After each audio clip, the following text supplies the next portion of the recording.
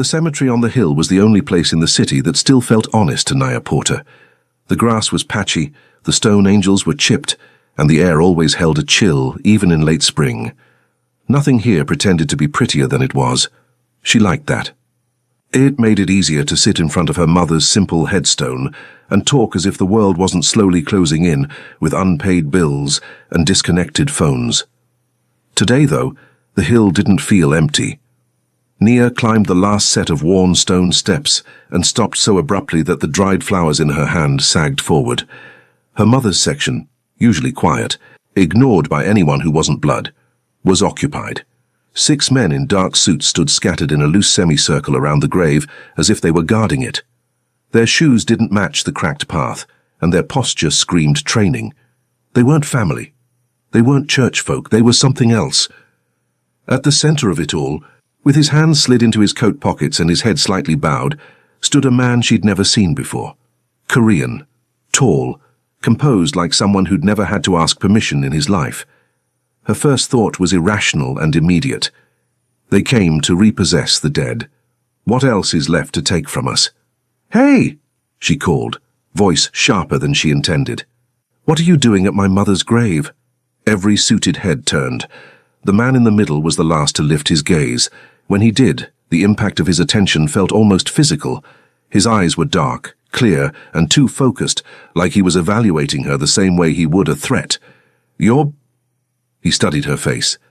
Elaine Porter's daughter.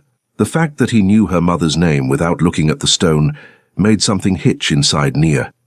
Welcome to Korean Mafia lovers. Before we dive into this intense story of hidden debts and dangerous protection, comment where you're watching from and subscribe to the channel. Your support helps us bring you more captivating stories like this one. "How do you know that?" Nia demanded, stepping closer despite every instinct telling her to run. "Who are you, some kind of city official? Debt collector?" Behind the man, one of the suits smothered a reaction at the word debt. The central man didn't move. "I'm not from the city," he said, his voice carrying a slight accent that made each word deliberate. "And I'm not here to ask for anything." "Then why are you standing over her like you own the place?" The wind tugged at the edge of his coat, revealing a hint of ink curling along his wrist where his shirt cuff ended. Not decorative ink. The kind of mark that meant something in neighborhoods where people learned early not to stare too long at certain symbols. "My name is Im Jin-yuk," he said finally. "Your mother saved someone important to me a long time ago. I'm here because I owe her." Nia's grip tightened around the stems of her flowers. "Saved how?" He glanced at the stone, then back at her. "In a way that cost her more than she admitted to anyone." She almost laughed, short, bitter. Her mother had worked herself into the ground for decades. What more could she have possibly given? "I've been paying for this plot, for maintenance and the hospital balance she left behind," Jin-yuk continued, quietly, every year. Nia went very, very still. The world seemed to narrow down to just his words and the sound of her own heartbeat in her ears. "You've been paying my mother's bills?" she asked, each word careful like stepping on glass. "Yes." "For how long?" "Since she died." Her stomach rolled. The funeral home had told her someone anonymous had covered the burial when she was too broke to afford even the cheapest option. She'd assumed it was a church fund, some anonymous donor, divine pity, anything but this. "Why didn't you say anything before?" she whispered. He shifted his weight just enough to register as a deliberate choice. "Because this was between me and Elaine, not you. She's dead. And I'm keeping my promise," he replied, "whether anyone notices or not." His men stayed silent, eyes scanning the perimeter like they were protecting a business meeting instead of standing in a graveyard. They were used to guarding deals, shipments, meetings in dark warehouses. Guarding a grave was new territory, but what their boss wanted, they executed without commentary. Nia took another step closer, resentment and bewilderment tangling in her chest. "You didn't even know me. You never checked on us. We were drowning while some stranger was quietly honoring a debt in the background?" His jaw worked once, a muscle ticking near his ear. "I knew enough to know she wouldn't have wanted my world touching you." A cold realization slipped into her bones. "What is your world, exactly?" He held her gaze without flinching. "Not the kind you ask to join." The answer told her everything and nothing at once. Around them, The city sprawled below the hill, oblivious to whatever was happening in this forgotten corner of the cemetery. "Why now?" she asked, her voice barely above a whisper. "Why show up with suits and stand here like it's some kind of ceremony?" He finally looked away from her, just for a second, toward the city spread below the hill. "Because someone else found this grave," he said. "Someone who shouldn't have." The words sent ice through her veins. "What do you mean?" "They're watching you, Ms. Porter," he added quietly. "Looking for leverage. They know I come here. They know your connection. That puts you in the middle of something you never asked for." She swallowed against the dry burn in her throat. "Who is they?" "The people who want me gone," he said, "and who don't care who they cut through to make that happen." She thought of the bills stuffed into kitchen drawers, of the landlord's last warning, of the way every system she turned to had quietly informed her she was on her own. Now she was learning she'd never been alone. She'd just been watched by the wrong people. "So what?" she said hoarsely. "I'm supposed to be grateful I've moved from poor and invisible to poor and target?" His expression changed. Not anger, not offense. Something like regret flickering at the edge of a man taught not to show weakness. "No," he said. "You're supposed to be safe, and I failed to keep this far enough from you." He stepped closer, not so near that it felt threatening, but enough that she could see the faint lines at the corners of his eyes, fatigue carved into a face used to hiding it. "I can fix that," he continued, "if you let me."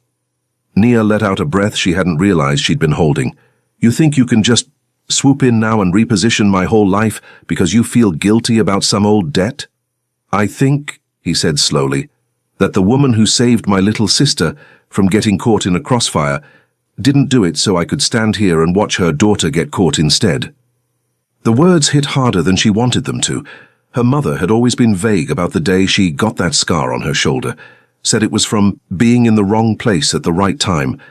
Nia had never pushed for details because her mother's face would close off whenever she asked.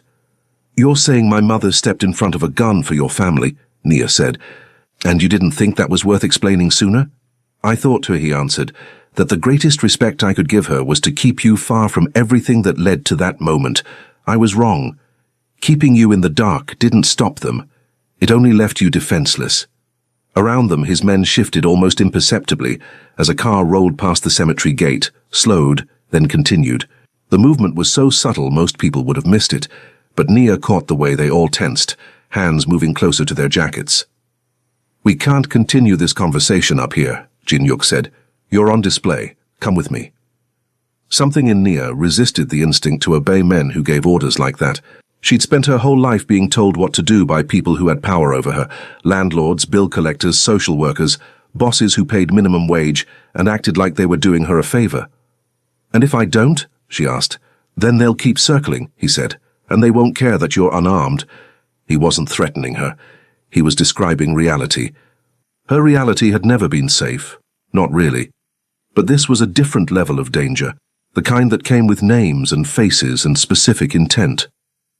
She looked back at her mother's name etched in stone, the dates that bookended a life of struggle and sacrifice. "You always wanted me to make smart choices," she whispered under her breath. "I don't know if this counts." Then she turned and walked toward the black sedan waiting near the path, leaving behind the only honest place she knew for something far more complicated. The Im estate was less ostentatious than Nia expected. There were no gold statues, no gaudy chains, just an understated modern home set behind discreet gates. The security, however, was not subtle. Cameras layered in blind spots, motion sensors, silent guards posted where most people would never see them. Inside, the air smelled faintly of citrus and something warm, like tea, and underneath all of that, tension. "Take her to the sitting room," Jin-Yuk said to one of his men. "I'll join you in a moment." Nia stood in the doorway instead. "I'm not being stashed like freight." His mouth curved just enough to suggest the shadow of a smile. "Noted. Then walk with me." He led her through a corridor lined with understated art, not the kind of flashy displays she'd expected from someone in his line of work, but genuine pieces that spoke of careful selection rather than expensive showing off. They stopped outside a partially open door. Inside, a little boy sat cross-legged on the floor, stacking wooden blocks very carefully. His hair fell over his forehead in slightly uneven strands, like someone had cut it at home. A nanny nearby pretended to read, but her eyes were on the child, watchful and protective. "Appa," the boy said quietly when he noticed Jin-hyuk. "Hey, Haru," Jin-hyuk replied, his tone softer than Nia had heard it. "This is a guest." Haru's gaze slid to Nia, curious but cautious. He had his father's dark eyes, but where Jin-hyuk's were sharp and calculating, the boy's held the kind of openness that hadn't been touched by whatever world his father inhabited. "Is she staying?" he asked. "That depends," Jin-hyuk said. "Depends on what, exactly?" Nia wondered. He closed the door gently and turned back to her. "That's Haru, my son. The reason your mother stepped in front of a bullet when he was still in a stroller." The room seemed to tilt for a second. "She saved him." "She saved me," he corrected. "Losing him would have ended me. She understood that even though she'd never met me." Nia's throat tightened. "So you've been visiting her grave every year, paying her bills, paying for the stone. But you never once said, 'Hey Nia, by the way, your mother took a bullet for my kid. I never wanted you to think you had to repay that,' he said, 'or that my help came with chains.'" She gave a humorless half-laugh. "Kind of ironic, considering I'm standing inside a Mafia boss's house now." He didn't deny it. The silence stretched between them, filled with the weight of everything he wasn't saying, and everything she was starting to understand. "I can't change what I am," he said finally, "but I can change how I use it, starting with you." He led her to a study, lined with books in multiple languages, Korean, English, Japanese, Chinese. The desk was clean except for a single photo, Haru as a toddler, grinning at the camera with chocolate on his face. Over the following hour, Jin-hyuk showed her files, photos, bank records, not to impress her, but to make one thing brutally clear. This wasn't a game. Im Jin-hyuk didn't run drugs or human trafficking. His money came from smuggling high-demand items through ports and from fixing problems for powerful clients who needed situations handled off the record. To some, that made him less bad. To others, it made him more dangerous, because his deals operated in the grey where no law could reach. The rivals who'd found her mother's grave belonged to a group that had been encroaching on his routes for months.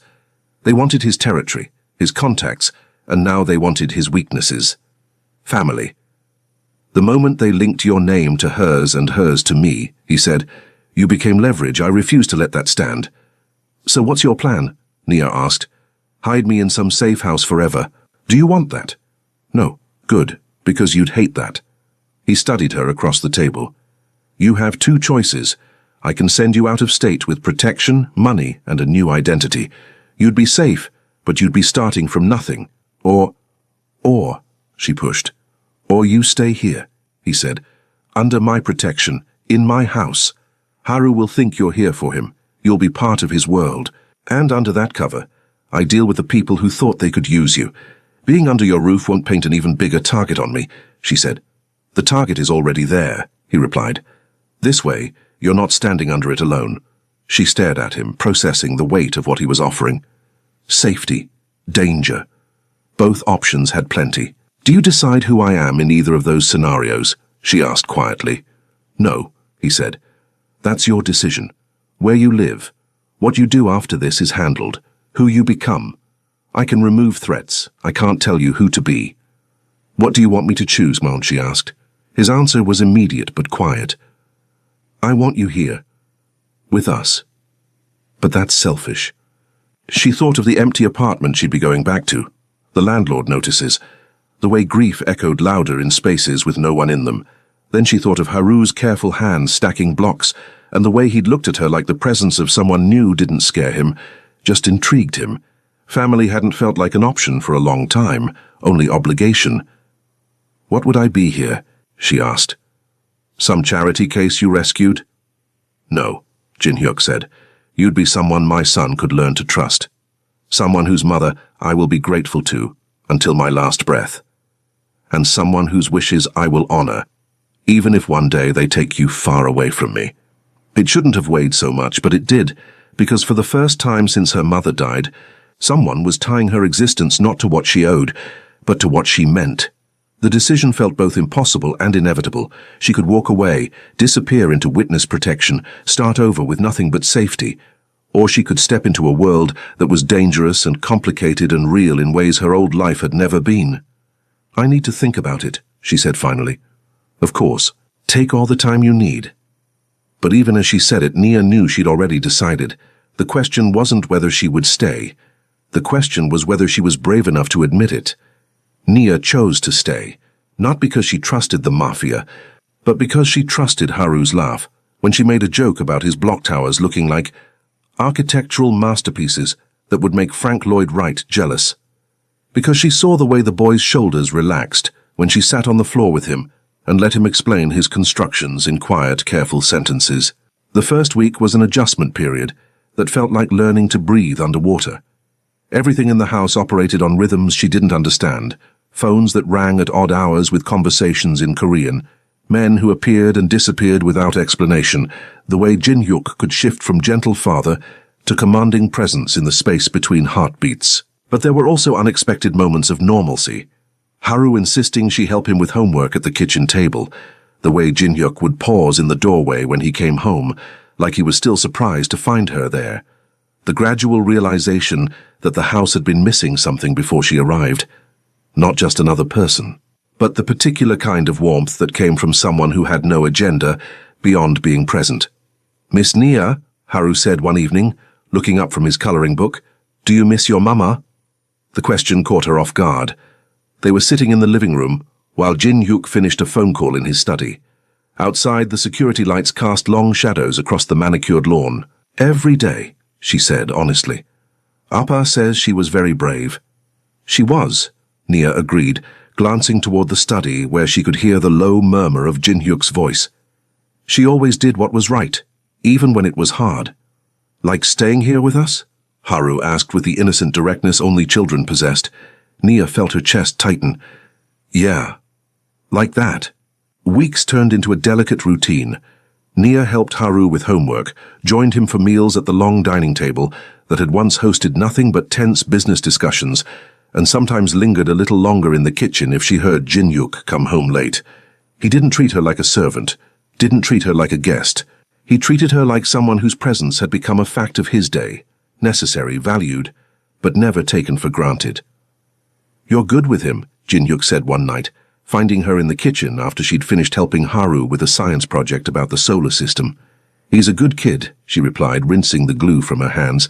"Smart, curious. He asks the kind of questions that make you think." "He's never had that before," Jin-hyuk said quietly. "Someone who answers his questions without treating them like interruptions."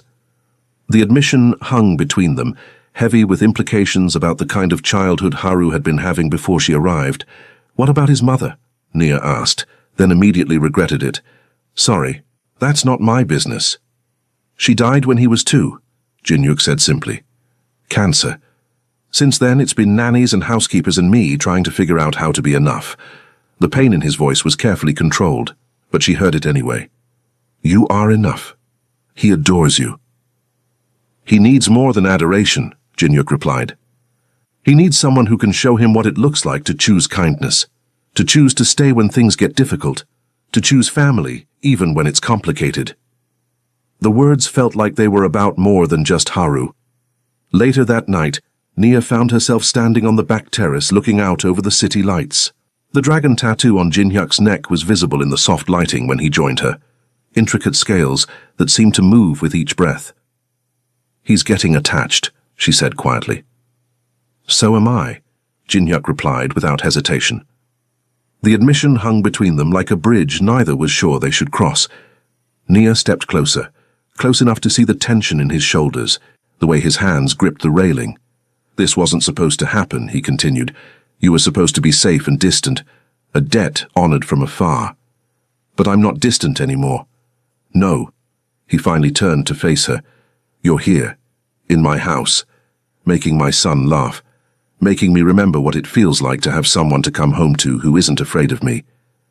The vulnerability in his voice was carefully controlled, but she heard it anyway. "Are you afraid of what that means?" "Terrified," he said simply. "Because the closer you get to us, the more danger you're in. And the more I care about you, the less rational I become about protecting you." Before she could respond, his phone buzzed. The expression that crossed his face when he read the message made her stomach drop. "What is it?" "They know you're here," he said grimly. "My rivals. They've been watching the house, taking photos." He showed her the screen, a grainy image of her and Haru in the garden that afternoon, building a fort out of fallen branches. The sight of Haru's innocent face in what was clearly a surveillance photo made something cold and furious rise in her chest. "They're going to make a move soon," Jin-hyuk continued. "And when they do, they won't just be coming for me. They'll be coming for both of you." The weight of what she'd stepped into finally hit her fully. This wasn't just about old debts or protection anymore. She'd become part of something that could destroy everything she'd started to care about. "What do we do?" she whispered. His eyes darkened with something that was part determination, part fury. "We end this, before they get the chance to hurt what matters to me." The way he said "what matters to me" made it clear he wasn't just talking about Haru anymore. "How?" she asked. "Leave that to me," he said. "But Nia, once this starts, there's no going back. If you want to leave, if you want that new identity and fresh start, now is the time." She looked at him, really looked at him.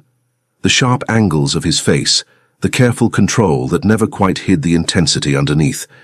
The way he held himself, like a man who'd learned early that showing weakness was a luxury he couldn't afford. "I'm not going anywhere," she said firmly. Something shifted in his expression, relief, gratitude, and something deeper that made her pulse quicken. "Then we do this together," he said. "Together," she agreed. Neither of them mentioned that together in his world often meant until death do us part in ways that had nothing to do with wedding vows. The attack came 3 days later, not at the house but at the small market, where Nia had insisted on going despite Jin-hyuk's protests. She'd wanted normalcy, just for an hour.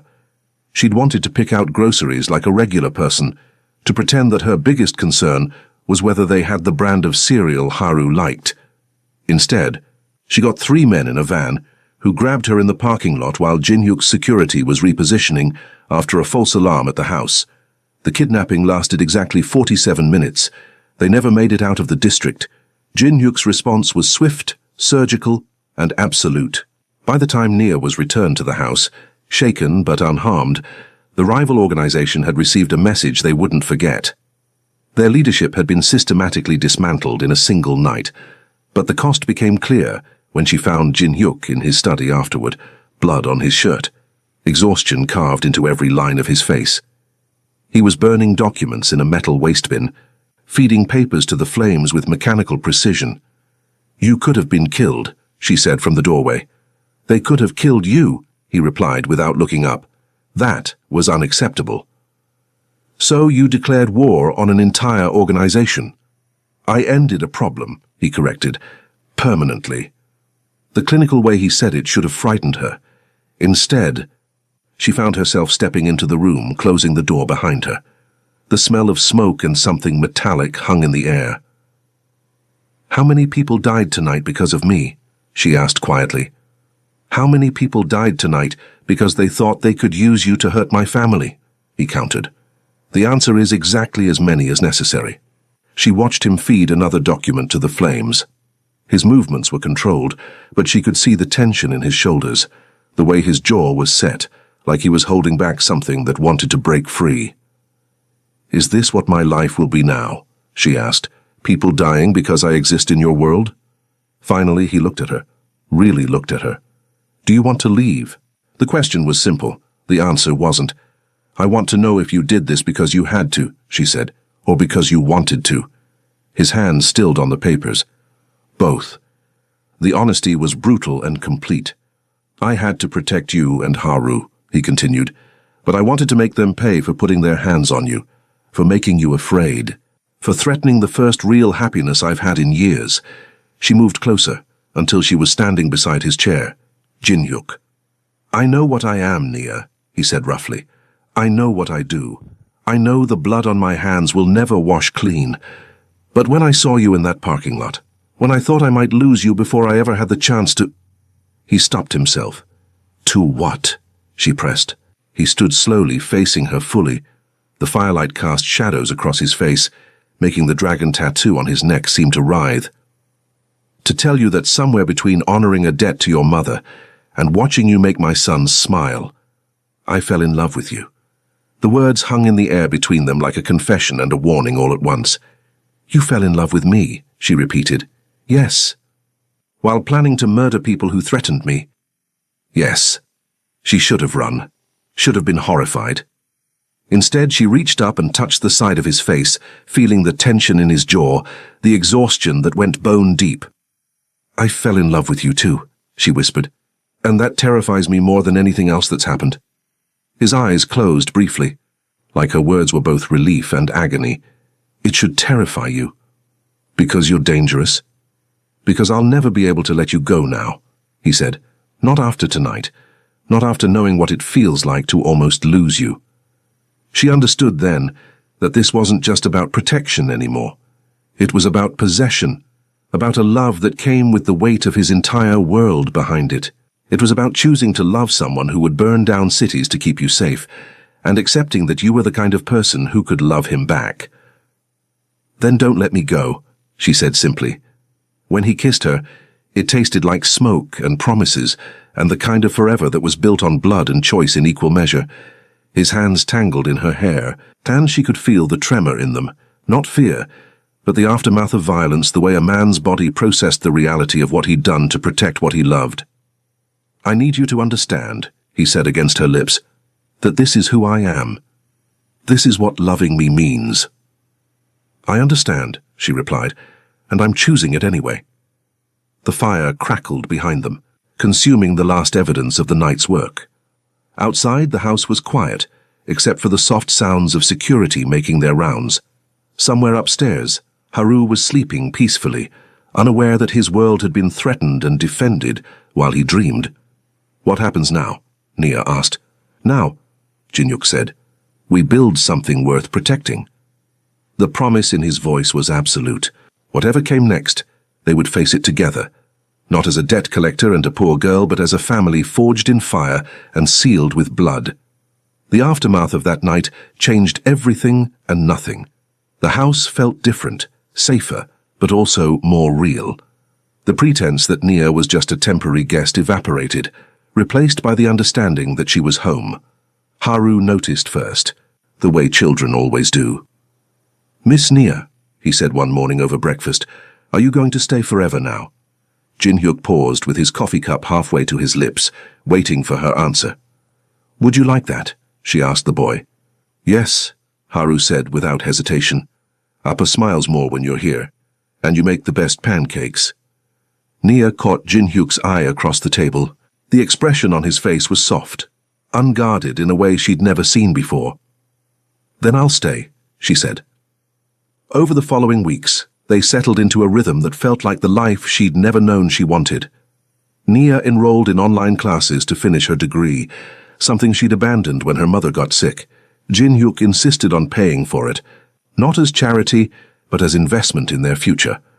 "You're brilliant," he said one evening, finding her at the kitchen table surrounded by textbooks. "You should have opportunities to use that." "I'm studying business administration," she said with a wry smile. "Think I'll ever get to use it in your line of work?" "I think," he replied, settling into the chair beside her, "that legitimate businesses need good administrators too, and I've been thinking about diversifying." The conversation was casual, but the implications weren't. He was talking about a future where his world could become something cleaner, something Haru could inherit without shame. "You'd do that?" she asked. "Change everything you've built?" "I'd do it for him," Jin-hyuk said, glancing toward the living room where Haru was building an elaborate castle out of blocks. "And for you." The transformation didn't happen overnight. Jin-hyuk began shifting his operations, moving away from the gray areas that had made him powerful but vulnerable. It was dangerous work, changing the nature of a criminal enterprise while maintaining the respect and fear that kept enemies at bay. But he had motivation now that went beyond survival or profit. He had a family to protect and a future to build. 3 months after the kidnapping, Nia found herself standing in the same cemetery where everything had started, but this time she wasn't alone. Haru held her hand on one side, chattering quietly about the flowers they'd brought. Jin-hyuk stood on her other side, no longer the stranger in a suit who'd guarded her mother's grave, but the man who'd become her anchor, in a world she'd never imagined joining. "Grandma Elaine," Haru said softly, reading the name he'd practiced. He'd started calling her that after Nia had told him stories about her mother's cooking, her laugh, the way she'd hummed while folding laundry. Nia felt her eyes sting. The headstone was the same, but everything else had changed. Fresh flowers every week, a small bench nearby where they could sit and talk, and most importantly, no more secrets. "Your mother saved my family," Jinyuk said quietly.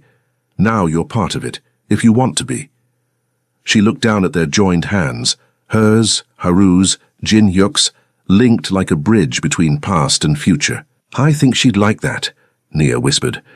The rival organization was gone, dismantled so thoroughly that their name had become a cautionary tale in the underground. Jinyuk's territory was secure, his family safe, his position unquestioned. But more than that, he'd found something he'd never expected to have. A woman who could look at all of him. The violence, the power, the tenderness he saved for those he loved, and choose to stay anyway. "Poor girl found men in suits surrounding her mother's grave," Nia said with a small smile, echoing the words that had started it all. "Turns out the Korean Mafia boss was paying an old debt silently." "And now?" Jinyuk asked. "Now he's not paying a debt anymore," she replied. "He's building a family." Haru squeezed both their hands. "Can we come back next week?" "Every week," Nia promised, "for as long as you want." They stood there as the wind moved through the trees, not as strangers bound by obligation, but as three people who had chosen to become something new together, a family that should never have existed but did, not because of debt, not because of duty, because of love, the kind that was worth fighting for, the kind that was worth everything. As they walked back to the car, Haru skipping ahead to chase a butterfly, Jinyuk caught Nia's hand. "No regrets?" he asked quietly. She thought about the question seriously, about the violence she'd witnessed, the danger she'd faced, the way her old life had been completely erased and rebuilt. "Just one," she said finally. His step faltered slightly. "What?" "I regret that it took men in suits surrounding my mother's grave for me to find you," she said with a grin. Relief and laughter mixed in his face as he pulled her closer. "I love you, Nia Porter." "I love you too, Im Jinyuk, debts, danger and all."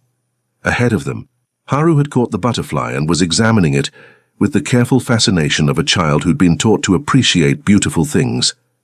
When he released it, watching it flutter away, he looked back at them with a smile that held all the security and happiness they'd built together. A poor girl had found men in suits surrounding her mother's grave. She'd also found her home. Years later, Nia woke up in a bed that smelled like citrus and warmth, in a house that had become home in ways she'd never expected. Through the window, she could see Haru in the garden, now 8 years old, and teaching the neighbor's cat to sit on command with the patient determination he'd inherited from his father. The cat, Mr. Whiskers, was having none of it, but Haru persisted with the kind of gentle stubbornness that made Nia smile every time she watched him. Jinyuk's arm tightened around her waist as he stirred awake. "Morning," he murmured against her shoulder, his voice rough with sleep. "Morning," she replied, settling back against him. "Haru's trying to train Mr. Whiskers again." "He gets that stubborn streak from you," Jinyuk said with a smile in his voice. "From me? He's your son. But you're the one who taught him that persistence pays off." She turned in his arms to face him. The dragon tattoo on his neck had been joined by a smaller one on his wrist, her mother's initials inked in delicate script, a reminder that some debts became blessings when you stopped fighting them. The business had transformed too. Jinyuk's empire now operated entirely above board, import-export, real estate, legitimate security services. It had taken time and careful maneuvering, but he'd managed to transition without losing the respect that kept his family safe. "Any regrets?" he asked.